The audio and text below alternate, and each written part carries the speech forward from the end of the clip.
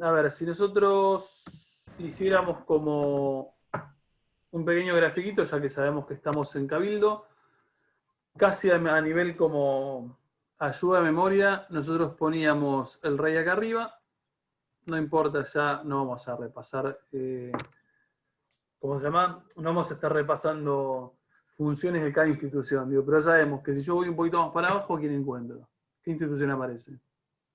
El Consejo de Indias. Consejo de Indias, que ya sabemos lo que es, si no lo saben lo repasan después. Si vamos bajando aún más, ¿quién responde a ese Consejo de Indias? Rey. El virrey, que en realidad pusimos como virreinato. Sabemos que virreinatos hay dos. De ese virreinato sale la figura del virrey. Ese virrey, decía recién Moretti, es el que responde al Consejo de Indias. A la par del virreinato, ¿qué teníamos? La Capitanía La General. audiencia General. Capitanías generales, que eran como fronterizas, militarizadas, bla, bla, bla. Debajo, obviamente, cada capitanía general tenía un qué. Jefe militar. un capitán Un general. capitán de general, tal cual, que es la persona que está a cargo de, ese capitán, de esa capitanía general, siempre poniéndolo como a la par. Sabemos que ese virrey tenía también otras instituciones a la par, como por ejemplo, ¿cuál? La Los audiencia. visitadores. Audiencias, estamos de acuerdo, audiencias estaban a la par. Acá tenemos como la máxima autoridad colonial española, y allá alguien dijo, que me pareció que estaba bueno, visitadores, que eran en este caso el nexo entre uno y otro. Esos virreinatos, ese virrey gobierna de una capital, y dijimos que ese virreinato está conformado por diferentes ¿qué? Gobernaciones. Bien, esas diferentes gobernaciones tienen diferentes ciudades, y dijimos que la ciudad más importante, o sea, la cabecera, lo que uno llama la ciudad cabecera, tiene un Cabildo. cabildo, y ahí llegamos a cabildo. Lo que yo les dije la vez pasada es, tengamos en cuenta que el cabildo, que es la institución colonial que nosotros más conocemos, porque de repente es la que podemos transitar caminando por Plaza de Mayo, que les había mostrado para aquel que no sabía ni dónde estaba, básicamente sería como el eslabón más chiquito de una estructura colonial mucho mayor. ¿Estamos? O sea, eso es lo último que dijimos. A ver, pregunta. ¿Qué es el cabildo? Y ahí sí van ustedes. ¿Qué es el cabildo? ¿Qué es un cabildo que tiene? ¿Dónde? A ver, ustedes vieron al cabildo actuar un montón de oportunidades, porque como cual taladro a ustedes se les plantea esto del cabildo abierto, Revolución de Mayo, digo, eventualmente nuestros orígenes en historia argentina, digo, han sucedido en un cabildo. ¿Qué es un cabildo?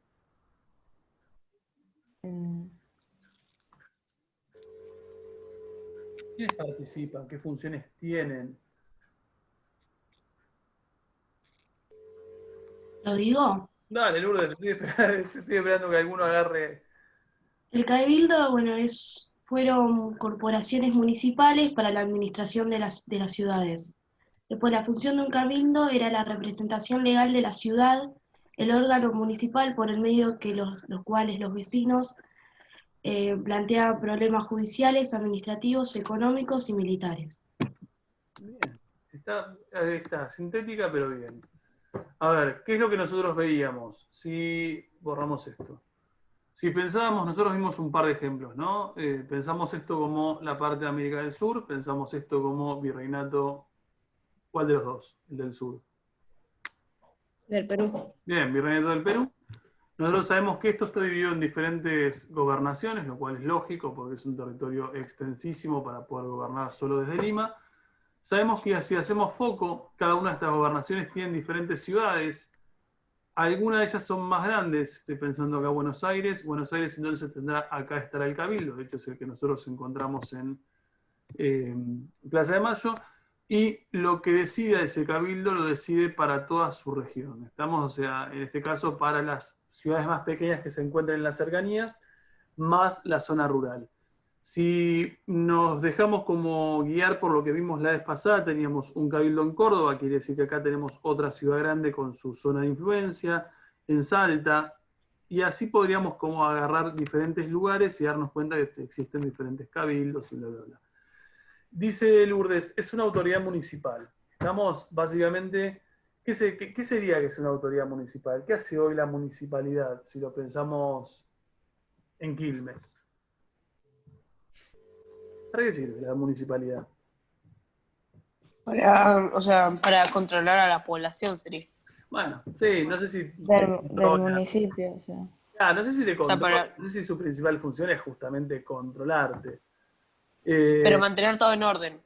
Bien, mantiene un orden, sí. A ver, vos hoy, ¿a qué le haces cargo a cualquiera de los intendentes? Digo, para no entrar en cuestiones políticas que no importan. Digo, lo que digo es, cuando vos tenés... ¿por qué responsabilizás a un intendente? Porque las calles estén bien, Ahí está. porque todo. La basura no esté levantada. A ver, digo, todas esas cosas que son como de lo cotidiano de un ciudadano, en este caso de Quilmes, son cosas que uno podría como responsabilizar a un intendente. A lo que voy es, si pensamos al cabildo como una especie de pseudo municipalidad, no digo que se encargue de recoger basura, lo que digo es que en realidad está como al tanto de un montón de cosas que son de lo cotidiano de esa región. ¿Estamos? O sea, tampoco estoy hablando de pavimentación de calles porque estamos en un 1500, ¿no? Digo, pero estoy hablando del trazado por ahí de caminos, del orden, estoy pensando, no sé, la cuestión impositiva, impuestos para esa región. Entonces, todo eso es en parte responsabilidad del cabildo.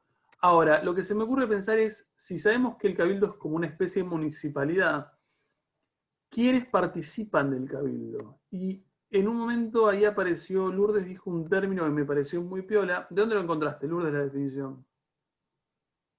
La saqué de Google, pero después la cambié yo porque hay frases y palabras que ni yo entiendo, entonces.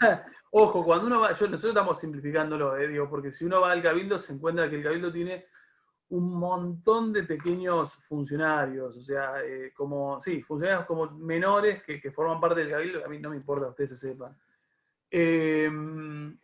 Sí es verdad que me interesó, hay una parte, fíjate Lourdes, de vuelta en tu definición, la parte donde hablas de los vecinos.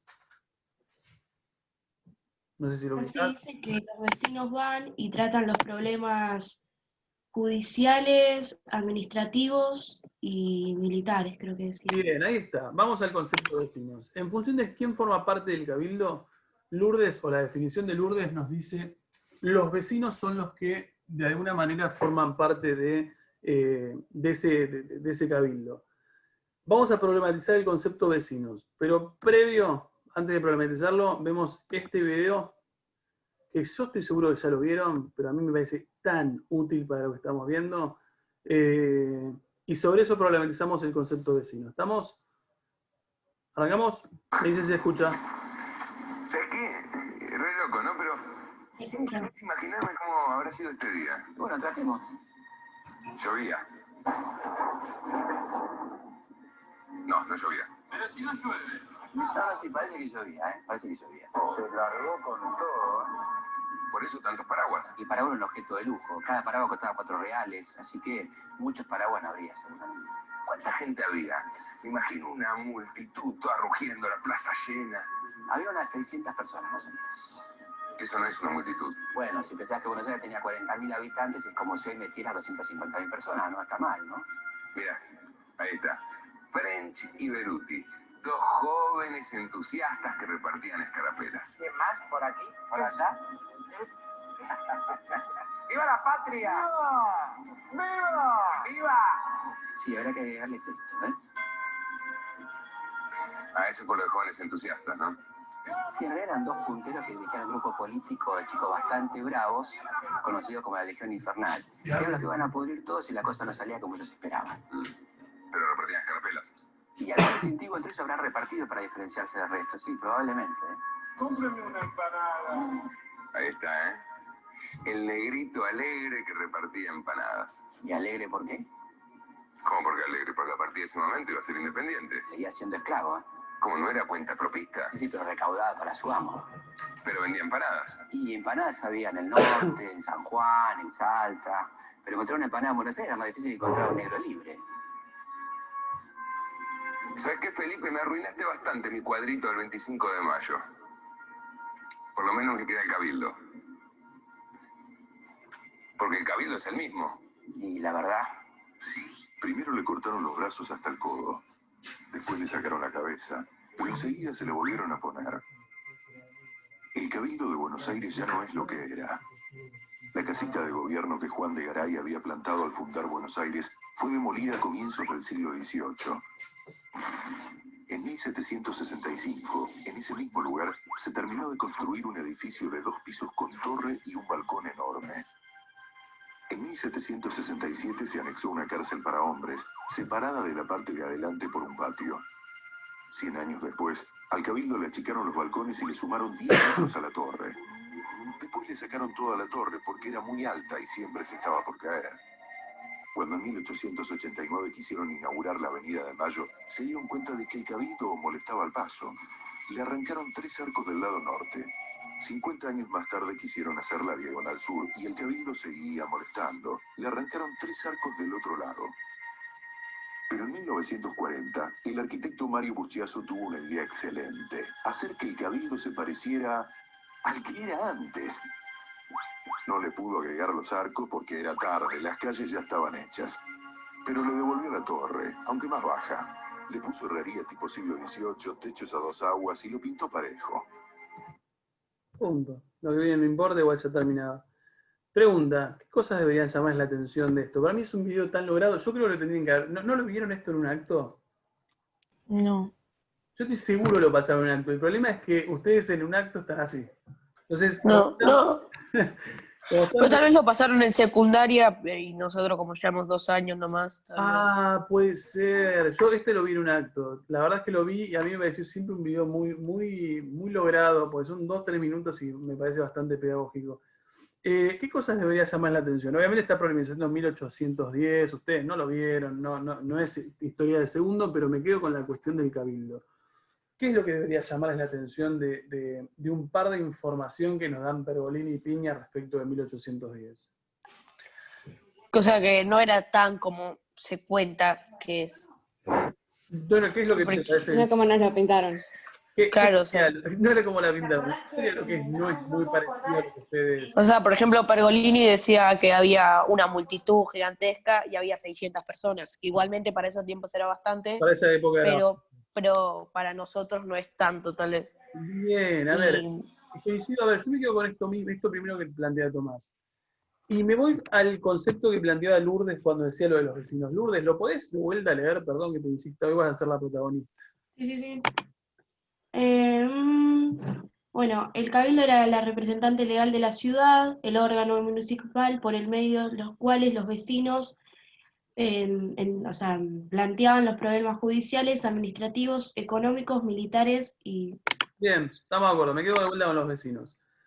Vamos al concepto vecino. A ver, si yo les dijera un ejemplo, digo, muchachos, en la Plaza de Quilmes, así lo ejemplificamos ayer en el segundo A.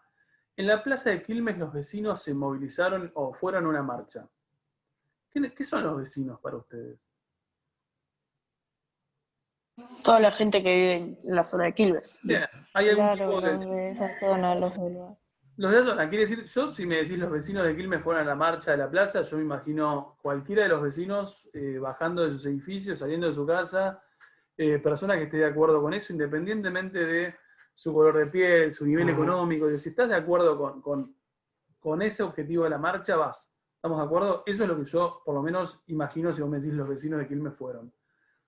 Ahora, el problema de lo que nos está planteando Lourdes, que no es un problema porque de repente por ahí no se dieron cuenta, es que el concepto vecino no es el mismo que nosotros manejamos. O sea, el término vecino no es lo mismo en 1810 que el que manejamos hoy en 2020.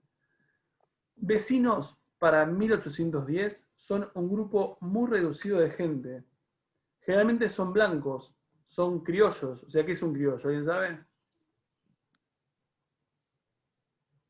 Eran personas que fueron hijos de españoles. Bien, hijos de españoles, pero nacidos en... Sí, nacidos en Argentina, Argentina. pero básicamente... Bien, quiere decir que los vecinos son blancos, criollos o algunos españoles, y el dato concreto que termina por definir qué es un vecino es el nivel económico que tienen.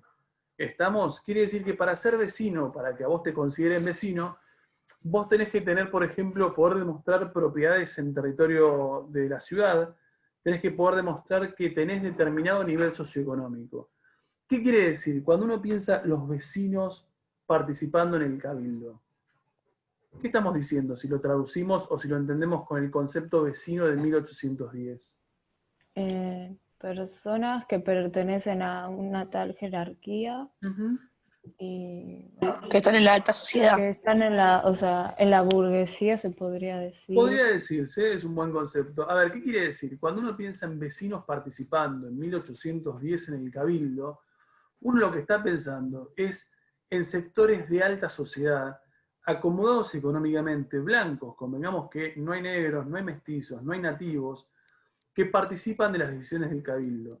Quiere decir que son muchos o pocos, si pensamos en esta definición de vecinos. Pocos. Pocos. Entonces, cuando uno agarra a Pergolini, y Pergolini dice, pero en realidad no eran una multitud, porque a mí me pasa que cuando vos me decís Revolución de Mayo, yo me imagino, o sea, masas de gente en la plaza, todos pidiendo por la libertad, y lo que vos te vas dando cuenta, a medida que vas analizándolo un poquito más en detalle, con un poquito más de seriedad, es que en realidad la Revolución de Mayo es bastante elitista. ¿Qué quiere decir bastante elitista? Que son los que están en solo una van alta los de sociedad, la pueden ir. alta. Ahí está, que en realidad es un episodio histórico bastante limitado en cantidad de gente que participa. ¿Qué quiere decir? Tipos como Moreno, Belgrano, Saavedra, los que se les ocurran a ustedes que hayan participado de ese proceso revolucionario, no digo todos, digo, pero gran parte de ellos son tipos sin necesidades económicas, no son populares, ¿estamos? O sea, no es el pueblo llano, porque el pueblo llano está laburando en el campo. ¿Estamos? O sea, el pueblo llano no tiene tiempo para dedicarle a cuestiones políticas. Entonces, lo que a mí me importaba que ustedes vieran era el cabildo, es una institución colonial, es una institución municipal, local, pero también es una institución elitista. Estamos, quienes participan son los blancos criollos acomodados, muy lejos a esa plaza poblada que uno supone cuando nos pintan Revolución de Mayo, sobre todo en los actos, ¿no? Digo, no quiere decir que no sea importante el acontecimiento, es sumamente importante, pero con un nivel de participación un poco más chica de lo que me imagino. Ahora, ese cabildo que regula constantemente, que funciona de manera cotidiana, la pregunta es, ¿qué lo hace cabildo abierto? ¿Cuándo se produce un cabildo abierto? A ver si alguien lo encontró.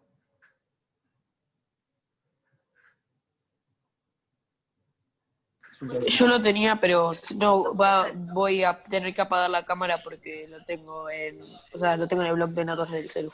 Dale, va, igual cualquiera, si no, digo, a ver, ¿alguno encontró? Digo, tampoco te vamos a matar. ¿Quién lo encontró? Yo. Dale, todo tuyo. ¿Qué es un cabildo abierto? Yo busqué cuándo se llaman cabildos abiertos. Es lo mismo. Ok. Los cabildos abiertos se daban cuando había situaciones de emergencia o cuando los gobiernos municipales los convocaban para tratar asuntos de importancia pública. Bien, estamos de acuerdo. Tengo una pregunta, Santi. ¿Qué sería una situación de emergencia o extraordinaria, por decirlo de alguna forma? Sería como para resolver un tema público que le quiere la opinión de la gente. Sería como algo así. ¿Ejemplo? ¿Qué se te ocurre? ¿Qué puede ser? O a cualquiera, le pregunto. Digo, ¿qué puede ser un tema? Temas a tratar importantes, como misma la independencia. Bien, ahí está. El cabildo funciona todo el tiempo. Sin embargo, hay momentos en donde se vuelve cabildo abierto. Cabildo abierto es, sería aquel momento... O sea, el cabildo sería como, por así decirlo, una municipalidad y a la hora de juntarse se le llama cabildo abierto, ¿no? No, en realidad el cabildo es siempre, pero al momento, se vuelve cabildo abierto cuando la convocatoria es un poco más amplia, por lo menos a todos los vecinos, en tanto existe un momento o una situación anormal. Ejemplo, acá decía Santiago, por ejemplo, todo lo que fue la gesta revolucionaria de Mayo, o sea, vos tenés todo lo que era la prisión, en este caso de Fernando, como el debate que se empieza a dar en torno a si debían o no debían tenerle obediencia a Napoleón. Entonces, en ese momento donde vos tenés como cierta libertad, o sea, cierta situación como apremiante, rápido, que vos tenés que decidir, ahí es cuando se vuelve abierto. Se puede volver abierto si te invaden, no sé, pienso invasiones inglesas. Digo, en ese contexto se vuelve algo rápido, o sea, tenés que tomar cartas en el asunto porque convengamos que te invaden, si no, directamente perdés tu independencia. Entonces, ahí se vuelve un cabildo abierto. ¿Estamos? Si no, simplemente es un cabildo y sesiona a ver abierto, básicamente, pues está abierto a todos los vecinos y puede ser una situación extraordinaria. Lo que me interesaba por lo pronto es que ustedes pudieran ver que el cabildo es como la instancia más baja. Digo, todo lo que sucede en el cabildo es porque se vino dando desde arriba. Te lo dio la gobernación, se lo mandaron al virrey se lo mandó el Consejo de Indias y finalmente ese Consejo de Indias decidió en tanto el rey así lo dispuso. ¿Todo el mundo llegó a esta cadena de instituciones? Sí, ¿Les parece lógica? O por lo menos lo entendieron. sí. Bien, estamos de acuerdo. Bien, la entendí. Nos falta algo en esta cadena de instituciones. Nosotros dijimos que el Consejo de Indias debate, y volvemos acá arriba, debate cuestiones concretas. ¿Cuáles son los ámbitos sobre los que decide? Político, Política, religión, Religión y América. sí, sobre Y América económico. siempre. a militar. Administrativa, militar. Bien, política religiosa, administrativa, militar. Todo lo que sea eso, el Consejo de Indias lo decide. ¿Qué nos falta?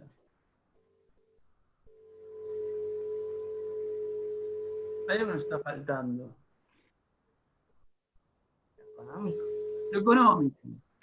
A ver, lo económico comercial no es tarea o no es función del Consejo de Indias.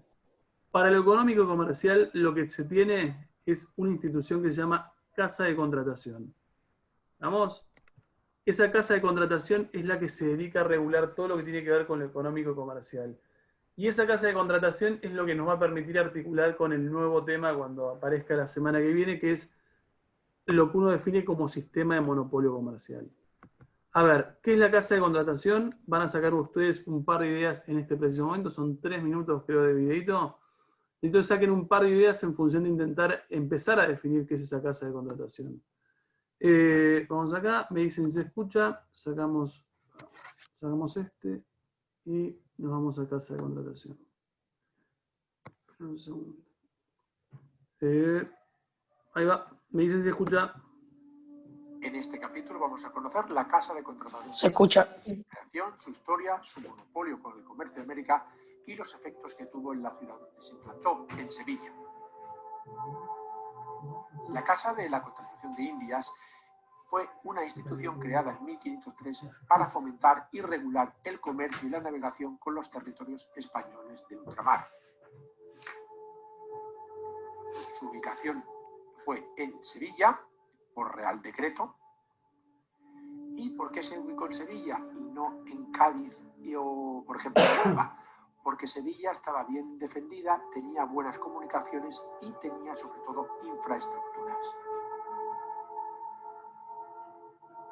Sevilla, recordemos que era un puerto fluvial, el río Guadalquivir llegaba hasta ella y esto hacía que fuese mucho más fácil defenderla de posibles ataques de piratas. En 1717 se trasladó ya a Cádiz definitivamente debido a que los barcos y cargamentos eran más voluminosos y le resultaba complicado navegar por el río Guadalquivir. Ese fue el principal motivo por el que se trasladó a Cádiz. Su principal objetivo era el monopolio del comercio con América. El objetivo principal era fundamentalmente económico, porque con ello se regulaba y controlaba todo el comercio con las colonias de ultramar. Es decir, que todo barco que llegaba o partía de Sevilla era controlado y debía pagar lo que se llamó derechos de aduana. Además se centralizaba todo en un sitio. Sería Sevilla el centro científico, cultural, etnográfico y geográfico de todo lo relacionado con América. Allí se elaboraban mapas, se formaban a marineros, se realizaban estudios de América, etc. Y todo esto conllevó que fuese Sevilla el centro prácticamente del mundo en esa época. Además se crearon unas allí porque había una serie de infraestructuras, porque Sevilla tenía mejores comunicaciones con el resto de la península, se podía defender mejor en caso de ataque, al ser un puerto fluvial y estar dentro, de tierra, y tenía numerosas infraestructuras. Cádiz y Huelva, que estaban en teoría en mejor posición, carecían de todas estas características y por eso no se puso allí la Casa de Indias. Las consecuencias de esto, bueno, pues la primera fue urbanística. En Sevilla aumentó la población espectacularmente, de 50.000 en 1500 se pasó a 120.000 en 1600, casi se triplicó la población en 100 años. Se hicieron reformas urbanísticas importantes, se reestructuró y reordenó y modernizó la ciudad. Recordemos que anteriormente tenía un trazado musulmán y se construyeron edificios públicos, palacios y avenidas. Para que nos hagamos idea, sobre 1540 Sevilla ya desbancó a Amberes como centro financiero de Europa. Aquí podemos ver un mapa de Sevilla de la época. Y la siguiente consecuencia fue económica. En Sevilla se creó una burguesía comercial propiamente dicha, aumentó también la población en ciudades próximas, como Carmona y Écija, que giraban alrededor de la economía sevillana.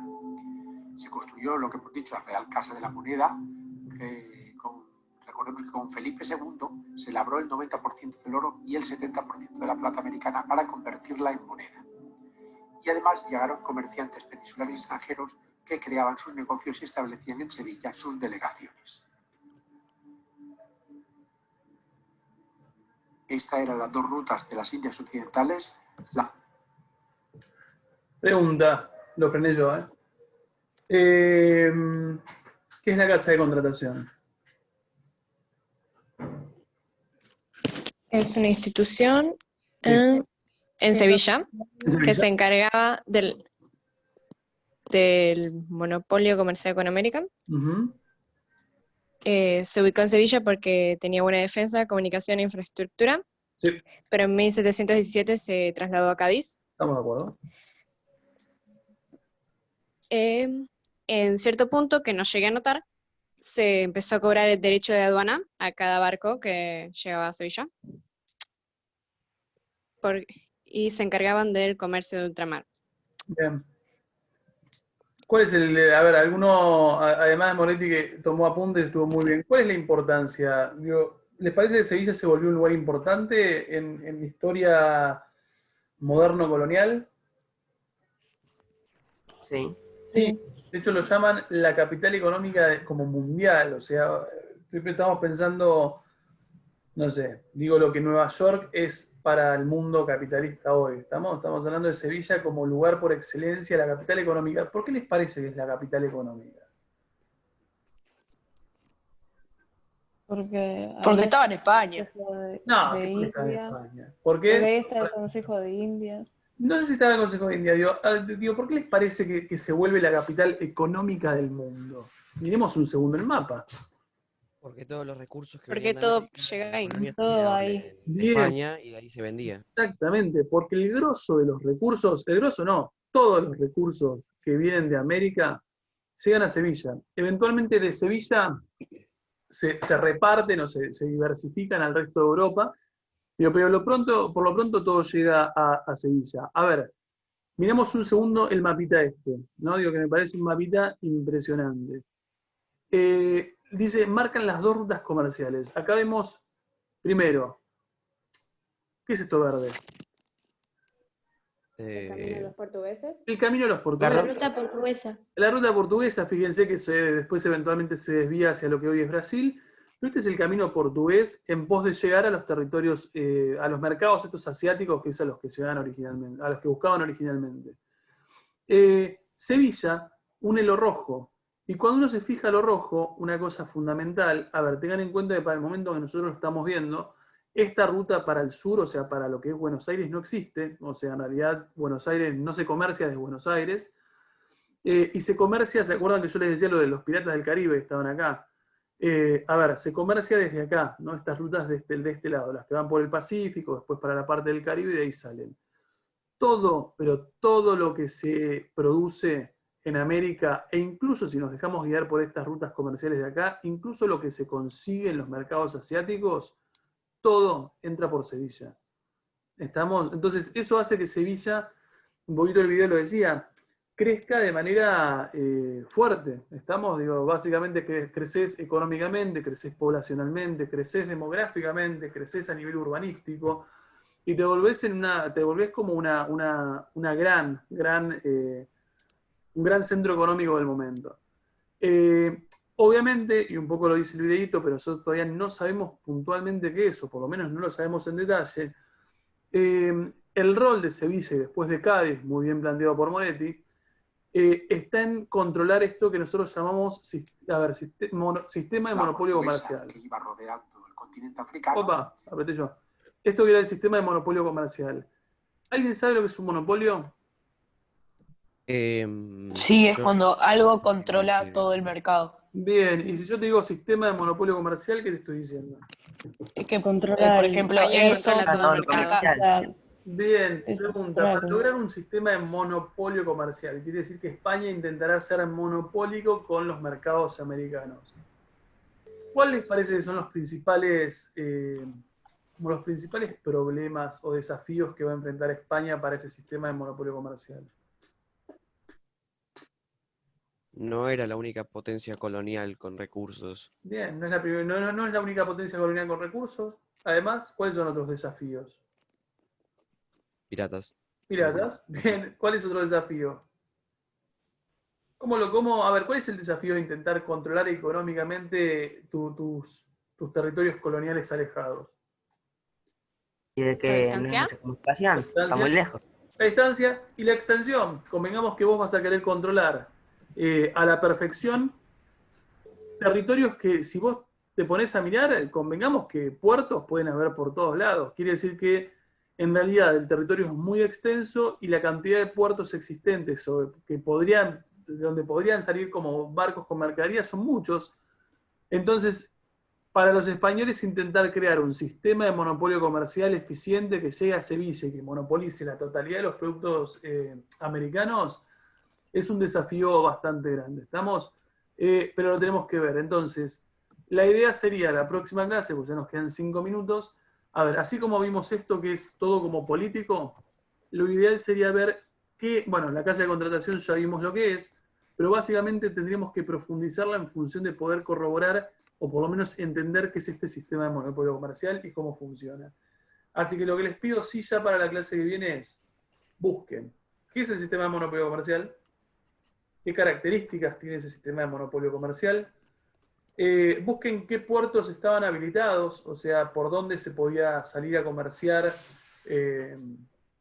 hacia España, busquen cuáles son los mayores problemas que enfrenta ese sistema, busquen cuál es el rol de la ciudad de Buenos Aires, o sea, qué rol cumple Buenos Aires como ciudad en ese sistema de monopolio comercial.